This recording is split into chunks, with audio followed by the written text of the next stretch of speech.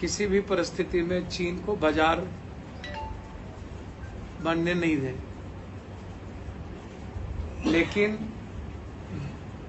6 साल के अंदर 200 कंपनियों के साथ चीन का शेयर हुआ, जिसमें 90%, 34%, 65%, लगभग हिंदुस्तान में जितनी कंपनियां हैं सब में चीन का शेयर, चाहे वो 12,000 का शेयर हो, चाहे 36,000 का शेयर हो, चाहे 34,000 का शेयर।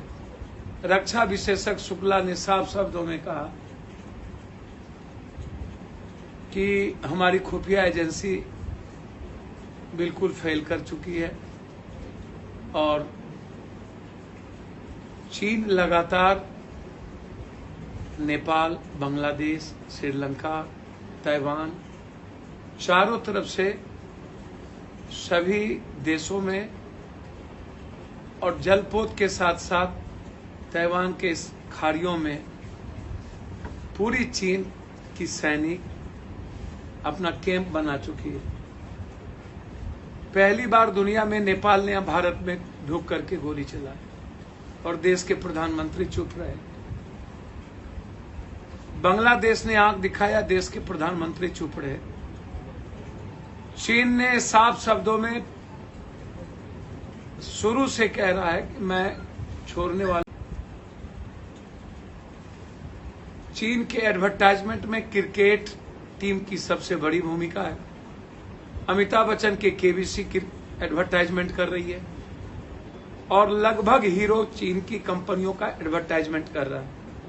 क्या उस पर बैन लगेगी या पप्पू यादव को इन्हें रोकना होगा? चीन के सारे चाइनीज आइटम, वीवो जितना आइटम है, क्या आप उस पर बैन करेंगे? मैं अपील करता हूं भारत के लोगों से, चाइनीज कोई भी सामान आप खरीदना बंद करें और अपील करता हूं भारत के दुकानदारों से कि चाइनीज सामान बेचना अब बंद करें। जितना आपने बेच दिया वो काफी है। अभी तक मेरा इसमें 2-3 सवाल है कि कौन वो लोग हैं 10 दलाल भारत में जो चाइनीज सामान और चाइनीज कॉन्ट्रैक्टर को भारत के सरजमीन पर पुरजोर बधाई मदद कर रही है और आरएसएस, बीजेपी और वर्तमान सरकार पूरी तरह चाइनीज के सपोर्ट में खड़ी है। जो वर्तमान सरकार है वो चाइनीज सरकार के रिश्तेदारों की भूमिका सबसे बड़ी है। अगले साल ही आपने किसी छोटे कर्मचारियों पर आपने छोटी कार्रवाई कर दी और उसके बाद बड़ी मछली को छोड़ दिया और मंत्री पर और खुद पर कोई कार्रवाई नहीं की। फिर 1 साल जब हो गए, फिर नए पैसे आप आवंटन किए, तो 15 दिन पहले किस बात का टेंडर आपने किया? करोड़ों रुपए का टेंडर आखिर 15 दिन पहले क्यों? जब बारिश मानसून गिर रहा था और तय था कि अब मानसून आना है, तो फिर ये टेंडर किस बात क्यों? चुनाव लड़ने के लिए। और कल के रात के बारिश से पूरा का पूरा पटना जलमग्न हो गया। मैं सरकार से जानना चाहता हूं, रविशंकर भी कल उतरे थे, क्या इन सरकार को 1 मिनट भी रहने का राइट है? अब लगातार पटना को पेरिस बनाने की बात करने वाला 15 सालों से डब्बा और कबाड़ खाना भी नहीं बना पाया और दूसरी बार मात्र आधे दिनों तक, आधे रात तक पानी पड़ने के बाद पूरा पटना नर्क हो गया और 96 दिनों के बाद मुख्यमंत्री अपने घर से कोरोना वायरस 26 मार्च के बाद पहली बार वो घर से निकले। तो क्या ये जवाब देंगे कि मानसून में पटना इस बार नर्क और नर्क, अगले से बुरी स्थिति नहीं होगी और होगी तो ये राजनीति से संन्यास लेंगे? 20 सैनिक शहीद हुए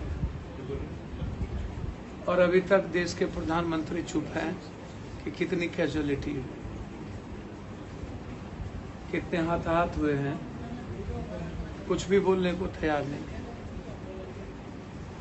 72 घंटा उनका ना कोई ट्वीट आया, ना ही उन्होंने देश को कुछ बताया। 72 घंटे के बाद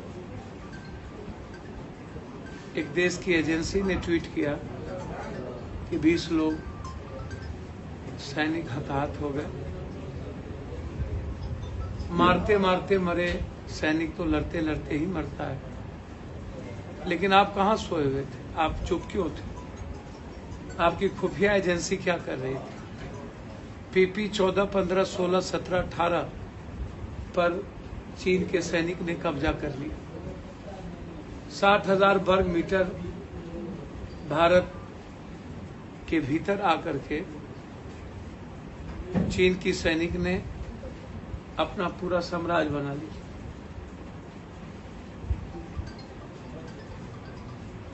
और हम चुपचाप मौन बैठे हुए।